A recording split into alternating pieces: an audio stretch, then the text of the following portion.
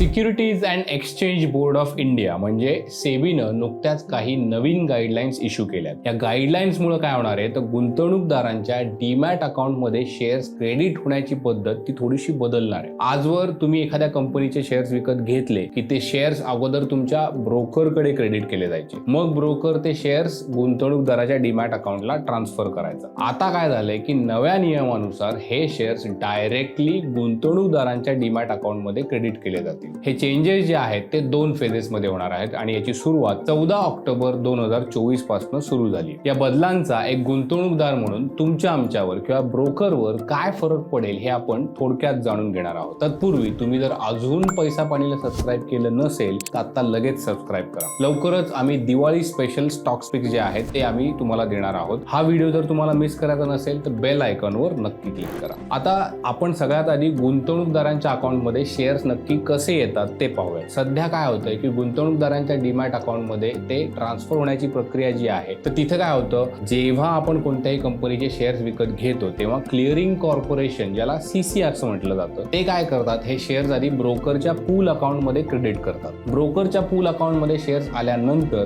Broker ज्या गुंतवणूकदारांनी shares विकत घेतलेले आहेत त्यांच्या डीमॅट अकाउंटला ते ट्रान्सफर करतो। जोपर्यंत ब्रोकर गुंतवणूकदाराच्या डीमॅट अकाउंटमध्ये शेअर ट्रान्सफर करत नाही तोपर्यंत ते जे सगळे शेअर्स आहेत त्यावर कंट्रोल जो आहे तो ब्रोकरचा असतो। याशिवाय आणखी एक पद्धत आहे जिला direct pay out for net settlement असं म्हटलं जातं। म्हणजे समजा एखाद्या ब्रोकरकडे एखाद्या शेअरसाठी 1000 बायर्स आहेत आणि 500 सेलर्स आहेत। अशा वेळी 500 बायर हे 500 सेलर्स बरोबर मॅच केले जातात आणि उरलेले 500 जण आहेत त्यांच्या अकाउंटला शेअर्स क्लिअरिंग कॉर्पोरेशन ट्रान्सफर करतो। आता समजा असं झालं की या 500 पैकी 100 सेलर आहेत ते आपले शेअर्स डिलिव्हर करू शकले नाहीत, म्हणजे काय झालंय की शेअर्सची शॉर्ट डिलिव्हरी झाली। तर अशा वेळी ब्रोकरला एकतर मार्केटमधनं ते शेअर्स विकत घ्यायला लागतात किंवा ऑक्शन मध्ये भाग घ्यायला लागतात। जर ऑक्शन मधनं सुद्धा शेअर्स मिळाले नाहीत तर त्याची सेटलमेंट क्लोज आउट रेटवर होते। तुमच्या जर लक्षात आलं नसेल तर काही काळजी करू नका, ही प्रक्रिया बरीच गुंतागुंतीची आहे त्यामुळे ती सहज लक्षात देखील येत नाही। याच गुंत्यामुळे काय झालं की बरेचसे ब्रोकर ही प्रक्रिया वापरत सुद्धा नाही। आता नवीन नियम आलेत। आता या नवीन नियमामुळे नक्की काय फरक पडणार आहेत ते पाहणार आहोत। सेबीच्या ज्या नव्या गाईडलाईन्स आहेत त्या 2 फेजेसमध्ये रोल आउट केल्या जातील। त्यामुळे शेअर्स ट्रान्सफर प्रक्रियेमध्ये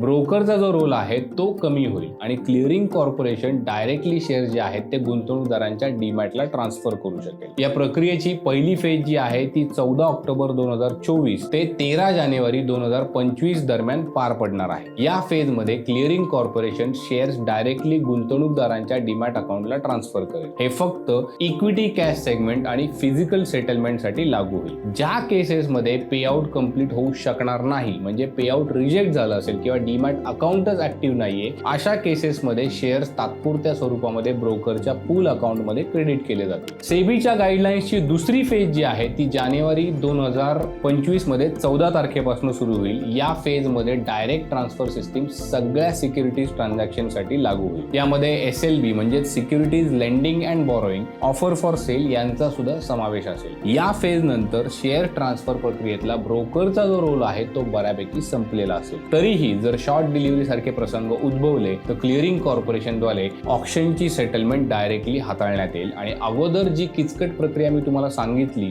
ज्यामध्ये ब्रोकरला शेअर मार्केटमधनं विकत घ्यायला लागायचे, ती प्रक्रिया जी आहे ती पूर्णपणे बाद होऊन जाईल। आपल्यातले काही जण काय करतात तर शेअर्स प्लेज करतात आणि ट्रेड करतात। आता शेअर्स प्लेज करणं म्हणजे काय तर जेव्हा कुठलाही गुंतवणूकदार पूर्ण रक्कम न देता सिक्युरिटीज म्हणजेच शेअर्स विकत घेतो तो मार्जिन ट्रेडिंगची फॅसिलिटी वापरतो, त्याला शेअर्स प्लेजिंग करणं असं म्हटलं जातं। सध्याची शेअर प्लेज करण्याची प्रक्रिया कशी आहे ते पाहूया। जर पूर्ण पेमेंट केले गेलं नाही किंवा मार्जिन ट्रेडिंगची फॅसिलिटी वापरली गेली तर ब्रोकर प्लेज क्रिएट करतो, म्हणजे सिक्युरिटीज ज्या असतात त्या क्लायंटच्या अकाउंटला ट्रान्सफर केल्या जातात परंतु त्या प्लेज म्हणून मार्क केलेल्या असतात, कारण त्याचं पूर्ण पेमेंट आहे ते अजून ब्रोकरला मिळालेलंच नाहीये। एकदा का ट्रेडरने त्याचं पूर्ण पेमेंट केलं की ब्रोकर प्लेज रिलीज करतो आणि ट्रेडरला पुन्हा त्या सिक्युरिटीची पूर्ण मालकी आपल्या अकाउंटमध्ये मिळते। या सगळ्या प्रक्रियेमध्ये प्लेज केलेल्या शेअर्सची मॅनेजमेंट करण्याची जबाबदारी ब्रोकरकडे असते। आता नवीन जे नियम आलेले आहेत ते शेअर्स जर त्याच्यामध्ये अनपेड असतील किंवा जे शेअर्स मार्जिन फंडेड असतील त्याची जबाबदारी ब्रोकरकडे नसेल। जर ट्रेडरने पूर्ण पेमेंट न करता सिक्युरिटीज विकत घेतल्या तर ब्रोकर काय करेल, डायरेक्टली क्लिअरिंग कॉर्पोरेशनकडे रिक्वेस्ट पाठवून त्या सिक्युरिटीज प्लेज मार्क करण्याची विनंती करेल। या विनंतीनंतर